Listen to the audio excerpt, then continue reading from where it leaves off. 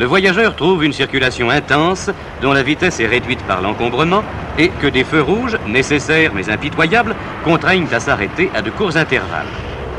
Pourtant, il faut assurer rapidement et régulièrement les déplacements massifs d'une population laborieuse.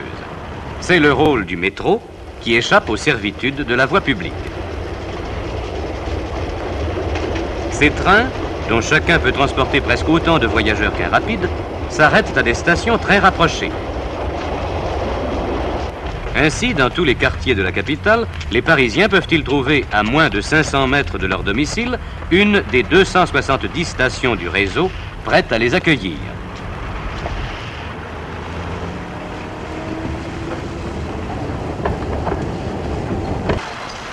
Quand il entre en station, après un arrêt rapide sans être brutal, ces larges portes, également réparties sur toute la longueur du train, s'ouvrent automatiquement. La montée et la descente des voyageurs sont donc plus faciles et plus rapidement terminées.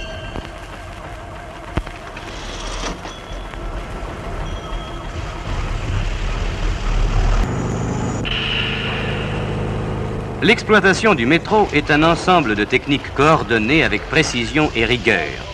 Pour en tirer pleinement profit, les voyageurs doivent, dans un esprit de coopération, accepter de bon gré certaines disciplines inévitables. Il leur faut s'insérer dans une file d'attente, prendre au guichet un billet qu'on doit aller faire poinçonner, emprunter pour descendre vers le quai des escaliers et voir parfois le portillon se fermer devant eux.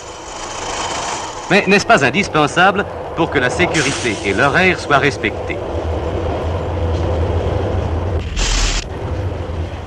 Le métro tient une grande place dans la vie des travailleurs parisiens. Ils y passent en moyenne 1 heure chaque jour. Tout ce qui peut rendre leur séjour dans les voitures plus confortable et plus agréable est donc bien accueilli par les voyageurs.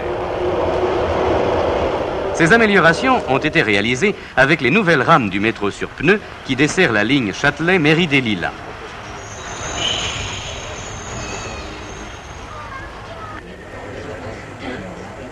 Dans ces voitures, aux sièges rembourrés dans les 2 classes, un éclairage rationnel et l'absence de trépidation permettent aux voyageurs de lire avec aisance, de prendre des notes,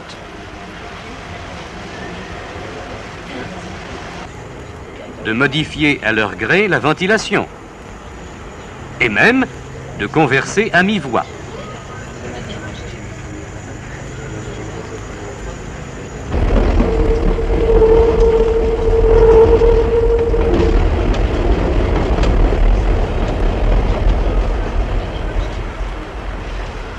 Lorsqu'une correspondance lui fait emprunter le métro sur pneus, il peut, au milieu de couleurs reposantes, claires et délicates, trouver dans le silence presque total une zone de détente précieuse qui le fait échapper au rythme fiévreux de la vie parisienne.